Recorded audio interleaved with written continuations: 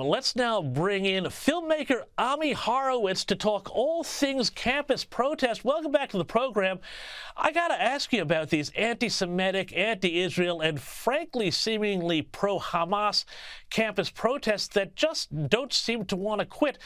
Ami, are you surprised that they're going on so long? No, I'm not, because, look, you have an administration that has essentially given them oxygen by throwing Israel under the bus, right? It took them a long time to condemn these protests.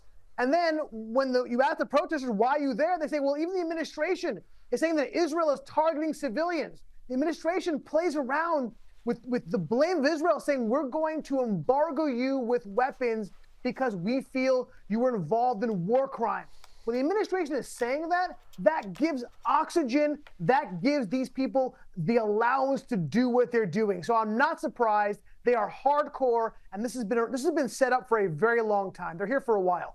Yeah, and Ami, tell me, though, about this, because it seems like the White House has now created this situation where they've got a huge problem if they go too hard or don't go hard enough on Israel with voters in places like Michigan, but they've got a huge problem with these campus protests if they go hard on Israel, don't go hard enough on Israel. It seems like they've created this huge dilemma for themselves now, and it's entirely muddled. And as long as these protests keep going on, I would think that ordinary Americans are thinking, geez, I don't want to be anything involved with these people. Yeah, never mind the moral issue involved with not taking a stand to stand with Israel. Just from a political perspective, it was a massive, massive mistake and miscalculation, right? So initially he said, okay, I'm going to stand with Israel because, frankly, I do believe that's where the president's heart is.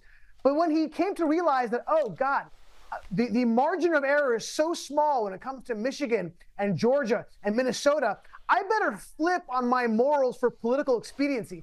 But guess what? It was a massive mistake politically because these people are already aligned against Biden. None of these people, no matter how hard you go against Israel, and he has gone against Israel hard to the hoop, are going to come back to the party. I recently did a video, we haven't released yet, and I asked these protesters, who are you going to vote for? Every single one of them said they will not vote for Biden. In fact, they said they've lost, the Democratic Party has lost them forever. And if I went further, and they were comparing, and this is not a joke, they were comparing Joe Biden to Hitler. He is so far gone from getting these people to vote, yet he's still kowtows toward them. He's still trying to get cravenly trying to get their votes, even though they won't vote for him. And in the process, he's throwing Israel under the bus. And in the process, too, I would imagine that he's also probably throwing under the bus or tossing away an awful lot of moderate voters who might be swinging voters one way or the other, but look at these protests and say, well, this side is completely, nuts, and they're supporting Hamas, and they're anti-Israel, and they're anti-Semitic, and Joe Biden seems to be pandering to them. So it would seem to be he's losing not, one set of voters, but potentially two. Yeah, no, this is not good. This is not a good look for Joe Biden, the Democratic Party, and for the left in general. No. And I think this is going to cost him in the polls significantly. Absolutely. No question about it. Yeah, and I'm really interested, too, in the way some of the media seems to be very, confused about this, because on the one hand, they want to get Biden over the line. On the other hand, they're very much on the side of these protesters. And there was an interesting report this morning out of the Washington Post that claimed that a WhatsApp group involving a whole bunch of New York's biggest business leaders, they call them business titans, essentially conspired to push Mayor Eric Adams to clear the encampment at Columbia University in New York. And the implication of this whole piece was that this was sinister and wrong somehow. Ami, I'd love to get your reaction to this sort of reporting, which seems to be treating these protesters as, this kind of new vanguard of a freedom movement. Yeah, it was a really weird article and a particularly weird title. Like you said, you used the word business titans. Yeah, look, I think there might have been some of that. I try not to ascribe anti-Semitism and malice when, in fact, I could just place stupidity and ignorance in front of it. And I'd like to believe it's stupidity and ignorance and not anti-Semitism or malice.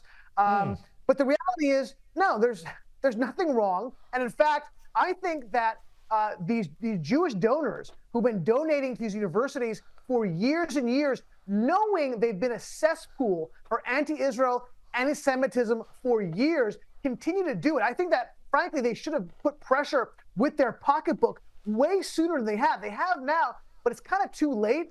These endowments are already in the multi-billion dollars, a lot of it based on their funding. I think it was a mistake they didn't do it sooner. So I'm glad they're doing it now. And finally, I want to just ask you about one other topic, Ami. I remember during the COVID pandemic, you did some amazing, great work on asking people about the origins of the COVID pandemic, asking people if they thought that maybe global warming caused it or if it was racist to blame China. And I've got to get your reaction to this news story in the New York Post that at long last, the National Institutes of Health Principal Deputy Director Lawrence Tabak has admitted to Congress that U.S. taxpayers funded gain-of-function research at the Wuhan Institute of Virology. Ami, are you surprised by this? And what would you love to say to some of the people who said, oh, no, it's racist to talk about this, or, oh, no, it must have come from a wet market? Yeah, believe it or not, I might have a lot to say on this topic. Shocking, I know. Look, do I have a problem with the idea of gain-of-function research? No. Like, I'm not a scientist, but I'm playing one on Sky News today. Look, we do have to do work to figure out how these viruses operate, how to manipulate them, and how to protect ourselves from pandemics. There's no issue with that.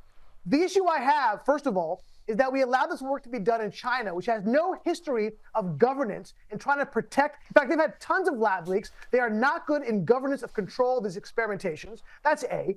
B, I blame Fauci, right? In Fauci we trust, for playing semantic manipulations on the word gain-of-function research to try to squirrel out of the fact they were doing it. Just be straight and honest with us. And frankly, I also blame how the National Institute of Health scrub the definition of gain-of-function research from their website so they wouldn't be culpable. Look, the party of science, right? This is what pisses me off so much. The party of science, when I say, well, then I want to investigate the origins of COVID, and maybe, possibly, it came not from a pangolin in a wet market, but maybe it came from a lab in Wuhan where this darn thing started that actually works with the novel coronavirus. Is that crazy? No. You're racist if you say that, right? The party of science says that you're racist if you say that. And by the way, I put the party of science in the same bucket as COVID deniers. Same idea. Bingo.